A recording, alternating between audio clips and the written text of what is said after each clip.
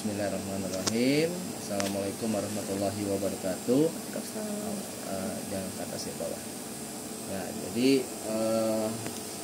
saya akan coba jelasin nih rencananya apa nih dengan bahan-bahan ini.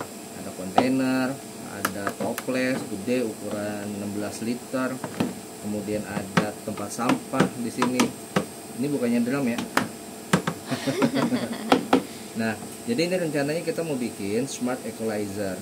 Tapi smart equalizernya sifatnya mobile. Jadi semuanya all in. Jadi tinggal angkut segini udah ke bawah semua. Jadi nggak ribet dari versi yang pertama. Kalau versi yang pertama terlalu banyak selang, kabel berseliweran. Nanti rencananya kita bikin yang compact. Nah, yang di sini adalah chamber dimana nanti coenzimnya akan diproses mulai dari nanti BO apa BO? BO itu bahan organik. Nah, bahan organiknya dimasukin sini. Nanti kita beli namanya mesin cuci portable mini. Mesin cuci portable mini taruh di tengah.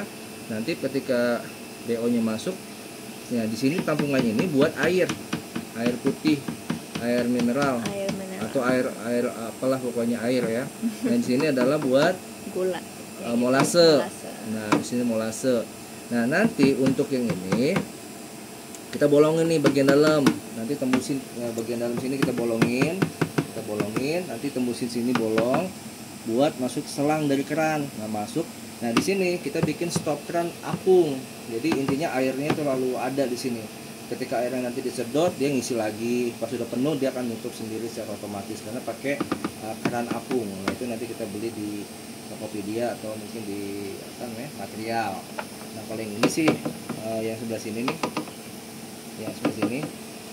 ini buat molasenya. Oke. Nah, jadi ketika nanti ada BO, kemudian dia akan masukin air dari sini, ada pompa nanti ngisi. Nah, di sini di toplesnya kita pasang sensor air sama sensor batas molase. Nah, jadi ada pakai dua sensor nanti udah kita siapin, kita lagi pesan. Nah, ketika dia untuk sensor yang pertama itu air, sensor yang kedua adalah sensor molase. Nah, ketika nanti dia ngisi air, mesin ini akan terus nyala, sampai airnya setinggi sensor 1. Nah, ketika udah selesai cetek, nah dia akan mati, maka mesin akan berputar sebanyak durasi waktu yang kita inginkan. Nah, kalau sudah, nanti selanjutnya akan drain. Nah, drainnya mungkin nanti posisinya ini akan lebih tinggi. Kita coba nanti bolongin bagian bawahnya ya supaya nanti ada pembuangan ke bawah. Itu kita akan coba menggunakan valve, semacam pipa yang bisa buka tutup secara elektronik. Oke, nah setelah itu langkah selanjutnya adalah proses molase ya, proses ekoenzimnya ya. Iya. Nah, kemudian nanti kalau sudah, maka air akan diisikan lagi sampai sebatas sensor 1 dan molasenya akan yang ada di sini juga nanti akan disedot dan akan diisikan sampai batas sensor kedua. Nah, batas antara sensor 1 dengan sensor 2 yaitu air dengan molase, kita udah ukur nanti ketinggiannya, yaitu misalkan kadar molasenya itu berapa, maka nanti misalkan kebutuhan molasenya berapa mili, kita udah tuangin nanti dengan liquid di sini. Oh, ternyata batas maksimum molasenya segini. Nah, jadi caranya mudah, jadi kita gunakan jarak antara dua sensor yang berbeda. Nah, ketika nanti molasenya sudah dituangkan dan volumenya bertambah sampai batas sensor kedua, maka dia akan mati, maka sistem akan membaca, oh sudah mulai proses fermentasi. Nah, kemudian langsung dia akan berputar sesuai dengan jadwal yang sudah kita tetapkan.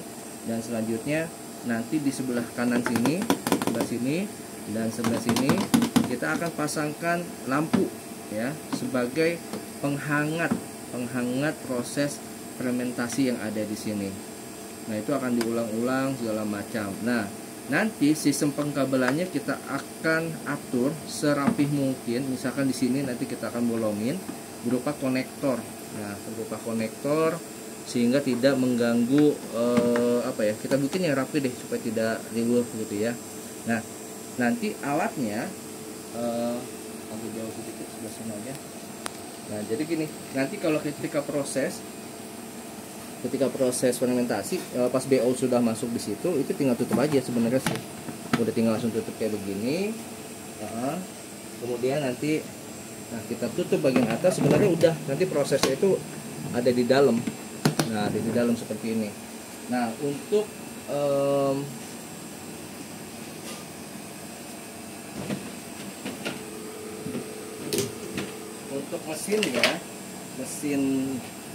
mesinnya nanti adanya di atas di sini. Nah, jadi mesinnya ini di bagian depan nanti ada panel, ya, ada panel di bagian depan yang menjelaskan informasi prosesnya apa, dan not MCU atau Arduino-nya ada di dalam.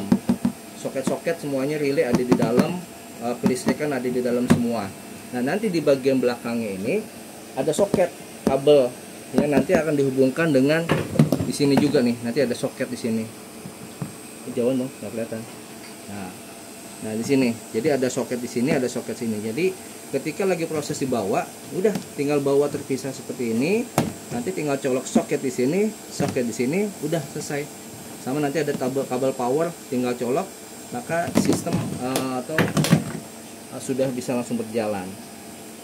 Nah, mungkin itu gambarannya untuk Smart Equalizer versi kedua lah, bisa dikatakan, dengan fitur yang lebih otomatis, lebih portable.